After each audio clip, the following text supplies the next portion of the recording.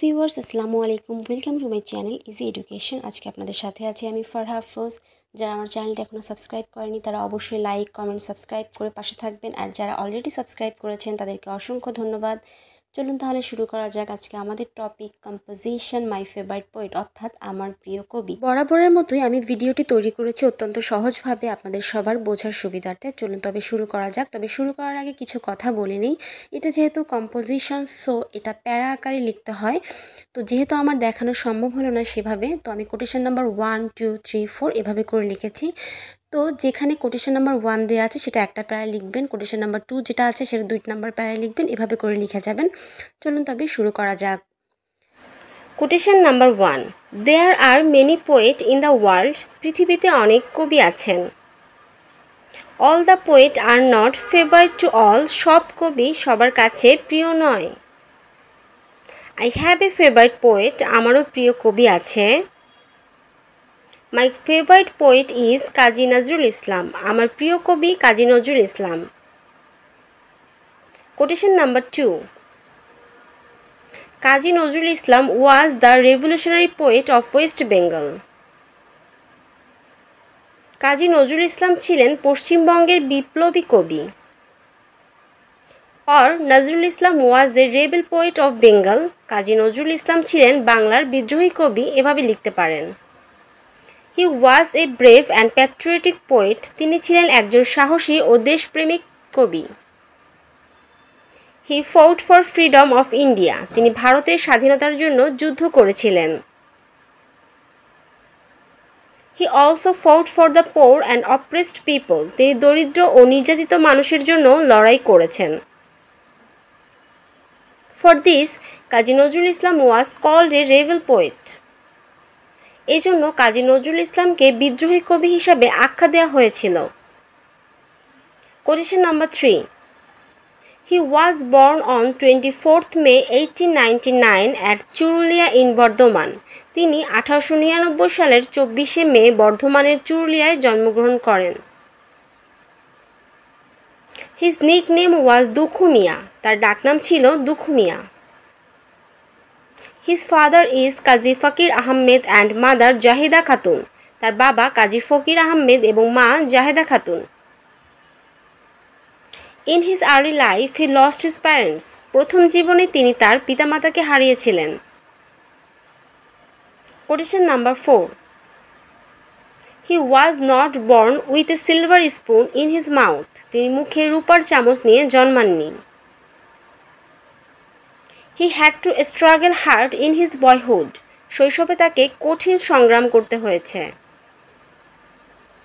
He studied at village madrasa. তিনি গ্রামের মাদ্রাসায় লেখাপড়া করেন। He studied Urdu in prison. কারাগারে তিনি উর্দু পড়াশোনা করেন। He passed the lower primary exam. তিনি নিম্ন প্রাথমিক পরীক্ষায় উত্তীর্ণ হন। Quotation number 5, as a child he first worked as a waiter. ছোটবেলায় সে প্রথমে ওয়েটার হিসেবে কাজ করেন। Then he joined the Indian army during the first world war. তারপর প্রথম বিশ্বযুদ্ধের সময় ভারতীয় সেনাবাহিনীতে যোগ দেন। He had great talent in writing. লেখনীতে তার ছিল অসাধারণ প্রতিভা। Beside writing he also did journalism. লেখালেখির পাশাপাশি তিনি সাংবাদিকতাও করেছেন। And did various movements for the realisation of rights. এবং অধিকার আদায়ের নানা আন্দোলন করেছিলেন। Quotation number 6, Kazi Nazrul Islam was the name of an extraordinary genius of Bengali literature. Kazi Nazrul Islam ছিলেন বাংলা সাহিত্যের এক অসাধারণ প্রতিভার নাম।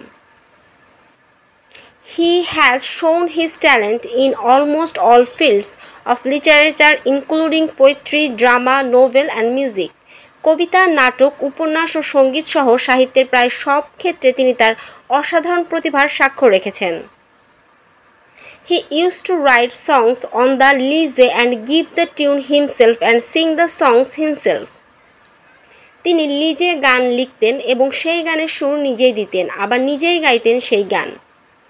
Among his wonderful writing are Agnibina, Bisharbashi, Sammyabadi, etc. তার অসাধারণ লেখনীর মধ্যে রয়েছে অগ্নিবীণা, বিশের বাঁশি, সাম্যবাদী ইত্যাদি। Kazi Nazrul Islam is the writer of রণসঙ্গীত অব বাংলাদেশ। কাজী নজরুল ইসলাম বাংলাদেশের রণসঙ্গীতের লেখক। He was awarded of the national poet of Bangladesh. তিনি বাংলাদেশের জাতীয় কবি হিসাবে ভূষিত হন।